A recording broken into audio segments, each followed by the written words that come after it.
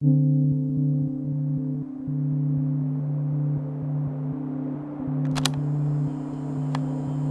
couple of years ago, I started collating lists of objects my neighbors and my family members sold or had intended to sell to survive wars, migrations, and economic hardships. While I was gathering those lists, I realized that I would be faced with a number of questions. Since I keep on returning to the past, or if I keep on moving to the future, my list of objects would be eternal, endless. This work might be a work forever in progress and has no beginning or end? That's a question.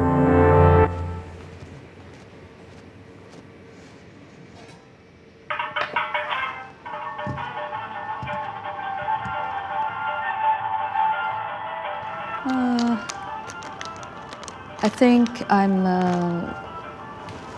quite intuitive, but I work reflecting on what's happening around me. I like to interact with people also, women, men. So for me, every work is questions that I really have to ask.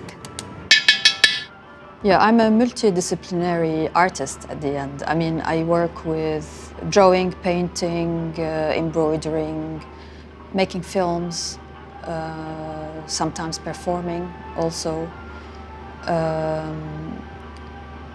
making magazines. What happens is that there comes an urgency where I feel or I know or I really have to do something with this, let's say, whatever that could be. And then I start doing things. And then the medium slowly defines itself.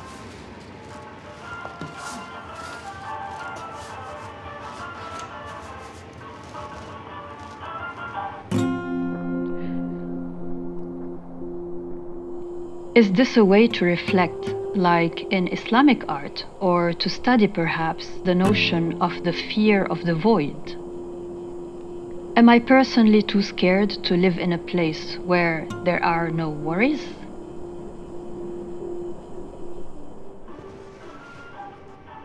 Vaak heb ik hetzelfde werk in mijn tas. Neem ik het werk mee naar Libanon, naar mijn studio. Dan ben ik bezig daar met een deel van deze werk. Dan heb ik dat werk ook in mijn bagage. Neem ik het mee naar hier, dan kan ik hem zien op een andere manier. Even nadenken en daarna grote beslissingen doen. En daarna terug naar Libanon brengen en heen en weer. Ik ga altijd tussen hier en daar. Voor mij het is heel belangrijk om soms niet in Beirut te blijven. Het geeft me afstand van Libanon en Beirut en alle dingen die daar gebeuren. Ook van de familie zelf, van mezelf, van wie ik ben.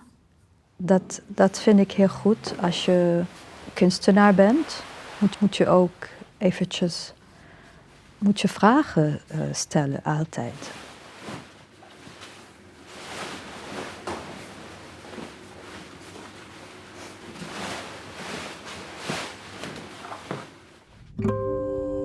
Is this work too personal?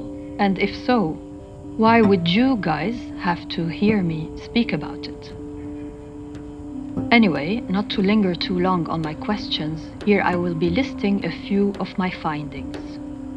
Number 1 is a pair of pistols carried in 1942 by one of my grandmothers and her friends while they demonstrated against the French forces as a young rebellious group of women. With this money, my grandmother paid back a part of the fees she had borrowed from her sisters for years of studies at the American Junior College.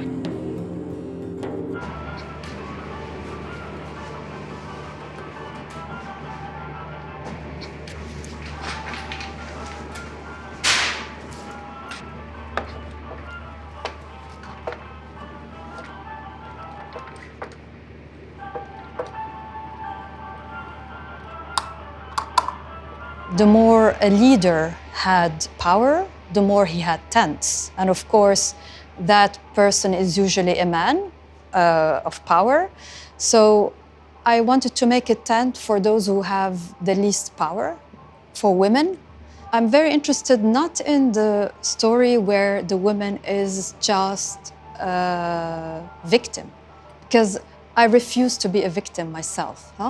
So what I did here is I collected, rewrote. Sometimes I went to that woman and we wrote together her story when the story contained something that defies that patriarchal system where we're supposed to just abide by, you know? For me, it's very interesting that those stories are not just like the woman as a victim, but they are, on the contrary, perhaps she's supposed to be a victim, but she refuses that. And that also reflects the way I was raised by my mom and my grandma and my other grandma. They were not women who accepted to be marginalized, to be less powerful than their men.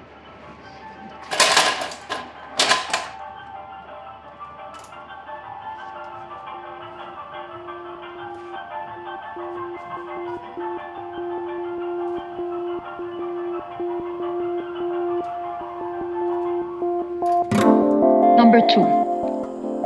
A multilingual parrot called Sam'an, sold by my uncle in 1958 after his house was robbed and burned to the ground by Abdel Nasser's supporters in Beirut. A French Caramelite nun who resided in Damascus devotedly trained my uncle and his parrot to speak a few French words, such as bonjour, bonsoir, au revoir, Jaco, Jaco, comme tu es sot. By the time the parrot was sold, he spoke some anti-Nasserite words, which my uncle had taught him in parallel with the French ones. Nasser khara, Nasser كسمك, عبد الناصر خاين للعرب, Nasser khara. Whenever something as big happens, I learned throughout the years that it's a momentum, and then you have to just be in that momentum, in that moment. For instance, now is the time to be on the street. So I came also with some preconception of what I want to do. I mean, I'm planning to make one more tent, I want to embroider this and that. But when all the movement started on the street, first of all, I can't do anything. I just want to be there. But then at the same time, I'm thinking, oh, hold on, you know, like, whoa, shit. Like, I really, all the plans I have had in my mind, they just like now, are they still relevant? I really have to question everything over and over again.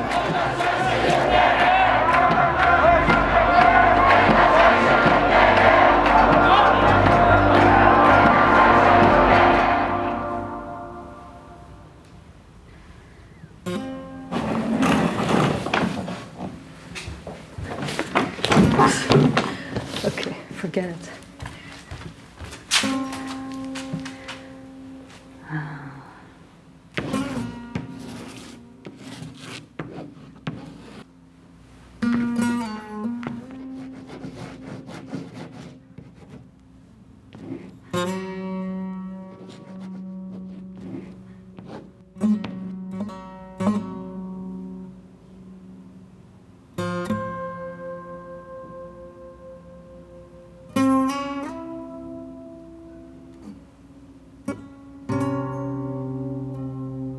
Het blijft ambigu. Number 8. 2 gold teeth and a silk and wool Farsi carpet, exchanged by the husband of my mother's cousin to get himself a yearly hashish provision from the Bekaa Valley in Lebanon, and pay the school fees in Jordan for his 2 boys in February 1987. I was a child at that time, and I can still remember how the price of a Kit Kat chocolate bar shot up from 5 Lebanese lira to 7, then to 10, to 30, 250, all in less than a few weeks. Ik was niet iemand die wilde een kind te hebben. Maar toen ik rond 33 jaar oud was, ik was ook met mijn man en het is echt een mooie, liefde verhaal. Dus ik dacht, oké, we gaan iets van één kind doen of zoiets. En ik dacht, dat is ook een soort kunstproject om te doen.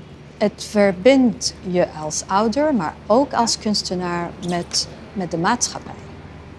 بدك نحطها بيه. اوكي. Voilà. Zo.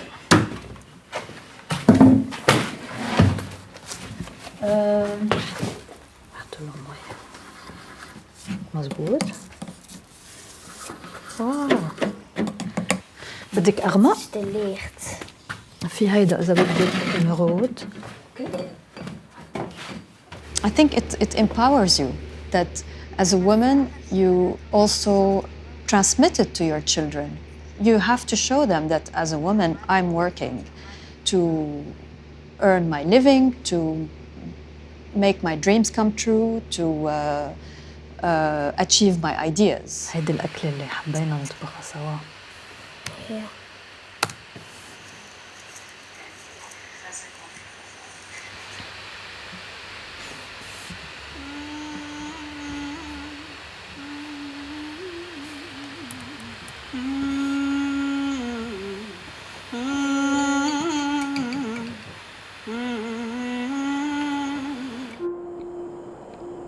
Number 15.